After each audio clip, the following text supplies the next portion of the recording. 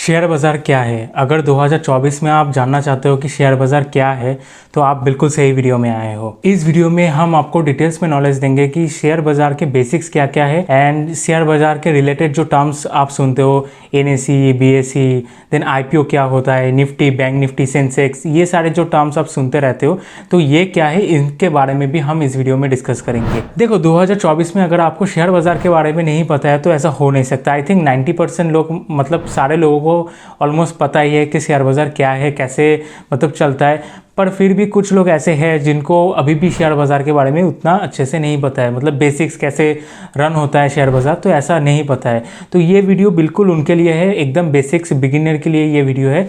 तो अंत तक देखिएगा ये वीडियो अगर आपको शेयर बाज़ार के बारे में इंटरेस्ट है तो। Stock market, share market, equity market, जो भी कह लो, मतलब सारे एक ही है। ये एक ऐसा मार्केट है जहाँ पे आप शेयर्स खरीद एंड शेयर्स बेच सकते हैं। शेयर्स या इक्विटी खरीदना मतलब आप उस कंपनी का हिस्सा और कुछ परसेंटेज का मालिक बन जाते हो। इसका मतलब है कि अगर कंपनी प्रॉफिट करता है तो उस प्रॉफिट में भी कुछ हिस्सा आपको मिलेगा, एंड अगर कंपनी लॉस भी करता है तो उस लॉस में भी कुछ हिस्सा आपको लेना पड़ेगा। तो ये हो जाता है शेयर होल्डर। मतलब शेयर होल्डर का मतलब ये है कि कंपनी का कुछ हिस्सा उस शेयर होल्डर के पास भी होता है। जैसे फॉर एन एग्जाम्पल 100% अगर कोई कंपनी है, अगर किसी के पास 10% उस कंपनी का शेयर है, इसका मतलब है कि अगर कंपनी बाद में जब प्रॉफिट करती है तो उस प्रॉफिट में का भी 10% आपको मिलता है, और बाई चांस अगर लॉस भी करता है तो लॉस का भी कुछ परसेंटेज आपको उठाना पड़ता है। तो ये होता है, मतलब शेयर खरीदना मतलब आप उस कंपनी के शेयर होल्डर बन जाते हो। पर आपके मन में ये सवाल तो जरूर आया होगा कि ये कंपनी की शेयर से खरीदी एंड बिक्री क्यों होती है, मतलब क्या जरूरत है कंपनी को अपने आप को इतने हिस्सों में, मतलब इतने शेयर्स में बांटने का, मतलब क्या रीजन है? क्योंकि फॉर एन एग्जाम्पल अगर कोई कंपनी प्रॉफिट कर रहा है तो वो क्यों चाहेगा कि उसके शेयर्स मतलब मल्टीपल लोगों के पास जाए। मतलब फॉर एन एग्जाम्पल अगर आप 10 लाख रुपए कमा रहे हो तो क्या आप चाहोगे कि आपके 10 लाख में से किसी और को भी हिस्सा मिल जाए? सो ऑब्वियसली आप नहीं चाहोगे।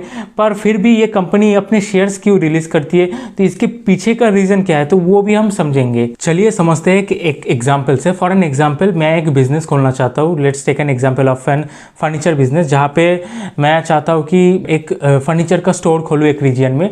तो मेरा पहला स्टेप क्या रहेगा कि मैं खुद के पैसों से एक फर्नीचर स्टोर खोलूँ। ठीक है, मैंने खोल लिया। उसके बाद उस फर्नीचर बिजनेस से मुझे अच्छा खासा प्रॉफिट होने लग गया। तो मेरा दूसरा स्टेप क्या रहेगा कि मैं और 2-3-4 दुकान खोलूँ। तो और 2-3-4 दुकान खोलने के लिए मुझे पैसे चाहिए होंगे ऑब्वियसली। तो वो पैसे मुझे इनिशियल स्टेज में बैंक से लोन लेके मिल जाएगा। ठीक है, मैंने लोन लेके 2-3-4 और दुकान खोल लिए। उसके बाद क्या, उसके बाद मुझे अगर और एक्सपेंड करना होगा तो मुझे और पैसा चाहिए होगा।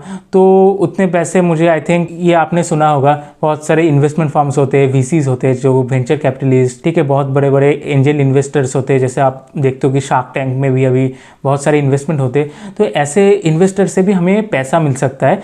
तो वो पैसा लगाकर भी हम अपने बिजनेस को एक्सपेंड कर सकते हैं, पर एक हद तक एक्सपेंड कर सकते हैं। उसके बाद एक ऐसा पॉइंट आता है जहाँ पे फॉर एन एग्जाम्पल मैं बिजनेस को पूरे इंडिया में मतलब फैलाना चाहता हूँ, या for let's take an example पूरे दुनिया में फैलाना चाहता हूँ। तो उसके लिए बहुत पैसा चाहिए होता है, एंड इतना पैसा ना ही किसी बैंक के पास होता है, ना ही किसी इन्वेस्टर के पास होता है। तो इतना पैसा ओनली फॉर पब्लिक के पास ही होता है। तो कंपनी क्या करती है, कंपनी पब्लिक से पैसा उठाती है, उसके बदले में अपने शेयर्स देके उनको। एंड कंपनी पब्लिक से पैसा उठाती है आईपीओ के जरिए से। आईपीओ का मतलब है इनिशियल पब्लिक ऑफरिंग। यहाँ पे कंपनी अपनी शेयर्स को रिलीज करती है, एंड उसके अगेंस्ट में पब्लिक जो है अप्लाई करती है या सब्सक्राइब करती है, मतलब उस शेयर के लिए। अगर पब्लिक को वो शेयर मिल जाता है तो पब्लिक उस कंपनी का शेयर होल्डर बन जाता है, एंड जो भी पैसा कंपनी को मिला उन पब्लिक से, वो पैसा लेकर कंपनी जो है अपने बिजनेस में इन्वेस्ट कर देती है, जिससे कि कंपनी और ग्रो कर सके। एंड जो पब्लिक को ये शेयर्स मिले तो वो उस कंपनी का शेयर होल्डर बन जाते हैं। एंड बाद में जब वो इस कंपनी के शेयर्स को बेचने जाएंगे तो वो ये शेयर्स को मार्केट में हम जैसे लोगों को बेचते हैं। जैसे मार्केट में हम जैसे, आप जैसे बहुत सारे लोग होते हैं जो कि ट्रेड एंड इन्वेस्ट करते हैं, एंड तरह तरह के शेयर में, मतलब शेयर ट्रांसफर, शेयर खरीदना बिक्री करते रहते। तो वो जो शेयर होल्डर है वो हमारे पास आकर ही कंपनी के शेयर्स को है जो वो बेचती है, खरीदती है। मतलब एक बार कंपनी ने अपना शेयर को पब्लिक को रिलीज कर दिया, उसके बाद कंपनी एंड पब्लिक के बीच में कोई भी डायरेक्ट रिलेशन नहीं होता है, मतलब वो शेयर मार्केट में फ्लोट होते रहता है, मतलब मार्केट में ही वो शेयर चलते रहता है। तो यही है मेन शेयर मार्केट का फंडा। अब हम समझते हैं कि NSE BSE ये क्या है। NSE का मतलब है national stock exchange and BSE का मतलब है Bombay stock exchange. Stock exchange किसको कहते हैं, जैसे फॉर एन एग्जाम्पल आपके आसपास कोई बाजार होगा, कोई मार्केट होगा, ठीक है, तो उसमें क्या मिलता है, उसमें आपको तरह तरह की सब्जी मिलती है, ठीक है। अब आपके आसपास एक आध मार्केट तो नहीं होगा, 2 3 4 और मतलब कई सारे मार्केट होंगे एंड सारे मार्केट में ऑलमोस्ट एक ही टाइप की सब्जी मिलती होगी, ठीक है। तो वैसे ही यहाँ पे जो है मार्केट को हम स्टॉक एक्सचेंज कहते हैं। तो BSE एक मार्केट है, ठीक है, NSE भी एक मार्केट है। इधर हमको शेयर्स मिलते हैं। BSE में आई थिंक 5000 से भी ज़्यादा स्टॉक्स लिस्टेड है एंड NSE में 2000 से भी ज़्यादा स्टॉक लिस्टेड है। BSE सबसे ज़्यादा पुराना है, मतलब इंडिया का सबसे ज़्यादा पुराना स्टॉक एक्सचेंज जो है वो BSE है। उसके बाद I think Calcutta stock exchange है जो कि अभी बंद हो चुका है, मतलब अभी वो बैंड है। एंड NSE जो है वो मतलब न्यू है, कंपेरेटिवली काफ़ी न्यू है। तो ये है स्टॉक एक्सचेंज। नेक्स्ट आप जानना चाहोगे कि निफ्टी क्या है, ठीक है। निफ्टी है कि NSE का जो टॉप 50 स्टॉक्स है, टॉप 50 स्टॉक्स को मिला के एक इंडेक्स बनाया जाता है जिसको हम कहते हैं निफ्टी, ठीक है। टॉप 50 स्टॉक्स में क्या होता है कि जो स्टॉक सबसे बड़ा है उसका वेटेज सबसे बड़ा होता है एंड उसके बाद जो उसके बाद का है तो उसका वेटेज भी उससे थोड़ा कम होता है। तो ऐसे जो है टॉप 50 स्टॉक्स में जो है कि एक वेटेज डिफरेंस करके एक वेटेज दिया जाता है, उस वेटेज को मिला के एक इंडेक्स बनाया जाता है, उस इंडेक्स को हम कहते हैं निफ्टी। वैसे ही NSE में जो बैंक्स है उन बैंक्स को मिला के एक इंडेक्स बनाया जाता है जिसको हम कहते हैं बैंक निफ्टी, जो कि आपने बहुत सुना होगा। वैसे ही सेंसेक्स भी जो है वो BSE का एक इंडेक्स है। BSE में जो टॉप 30 स्टॉक्स है उसको मिला के एक इंडेक्स बनाया जाता है जिसको हम कहते हैं सेंसेक्स। ये जो सेंसेक्स निफ्टी है ना, ये मार्केट को दर्शाती है। मतलब मार्केट में तो बहुत सारे स्टॉक्स है ना, तो पर हम मार्केट को कैसे समझाएं। जैसे फॉर एन एग्जांपल सेंसेक्स 2% गिर गया, इसका मतलब हम ये कंक्लूजन ड्रॉ कर सकते हैं कि आज मार्केट जो है वो थोड़ा डाउन था, थोड़ा घटा है। तो ये जो सेंसेक्स है, ये जो निफ्टी है, ये मार्केट की जो है वो नेचर को दर्शाती है कि आज मार्केट का मूड कैसा था, आज मार्केट कैसा था। तो इस निफ्टी सेंसेक्स इसके माध्यम से हम जो है मार्केट की सेंटिमेंट्स को समझते हैं। तो अब हम समझेंगे कि ये FIs जो आप सुनते हो, DIs किसको कहते हैं, देन प्रोमोटर कौन होता है, ओनर कौन होता है कंपनी का, देन HNIs किसको कहते हैं, ऑपरेटर्स कौन होता है, तो ये भी हम समझेंगे अभी।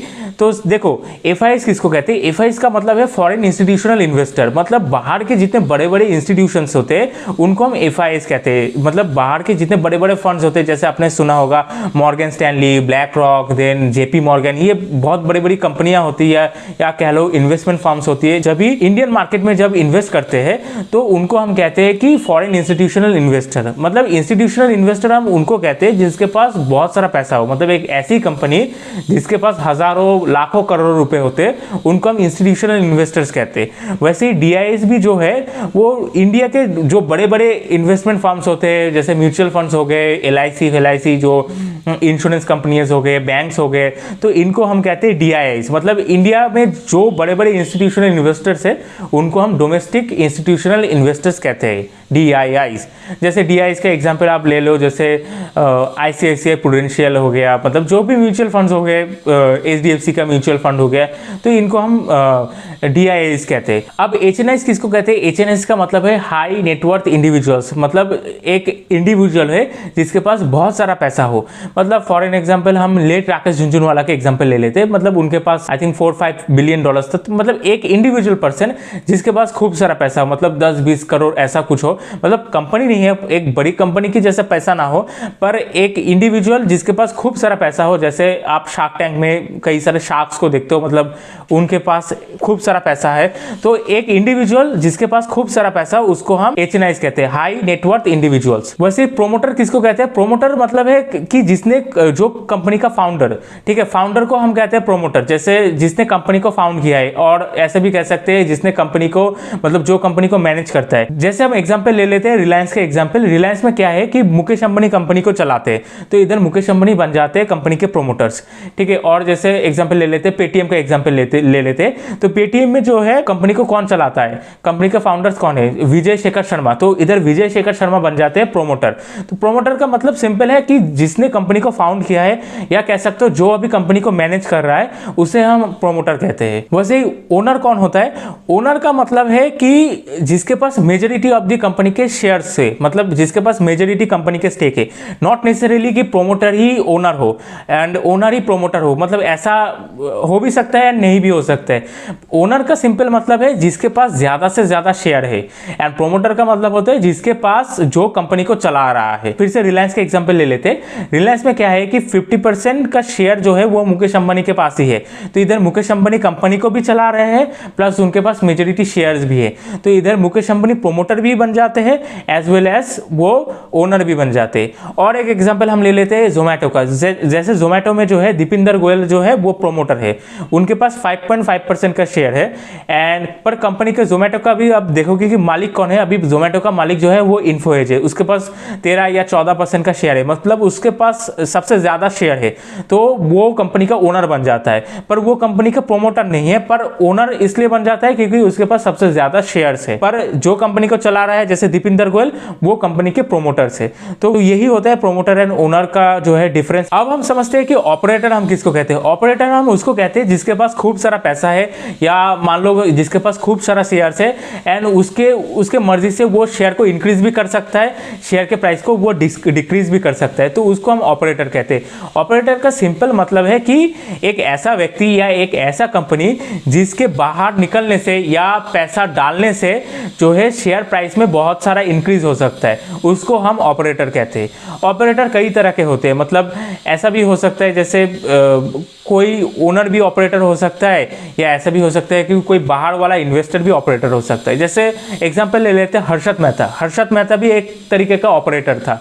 आपने हर्षद मेहता का जो वेब सीरीज है स्कैम 1992, वो अगर आपने देखा होगा तो उसमें आपने देखा होगा कि मनु मानेक नाम के एक ब्लैक कोबरा जिसको कहा जाता है, जो कि शॉर्ट सेलर था, तो वो भी एक तरीके का ऑपरेटर है। जैसे आपने हाल ही में सुना होगा अदानी में जो है हिंडनबर्ग ने जो है वो बहुत सारा आरोप लगा के जो है अदानी के प्राइस को डिक्रीज कर दिया, तो वो भी एक तरीके का ऑपरेटर है। ऑपरेटर का मतलब है एक ऐसा पावरफुल व्यक्ति जिसके पास इतना पावर होता है कि शेयर प्राइस को बढ़ा सके या शेयर प्राइस को घटा सके, तो ये होता है ऑपरेटर।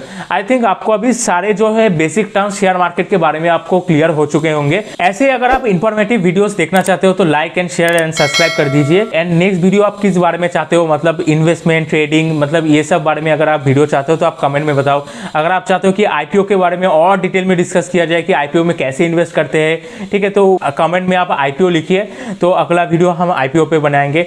तो आज के लिए इतना ही है, मिलते हैं अगले वीडियो में।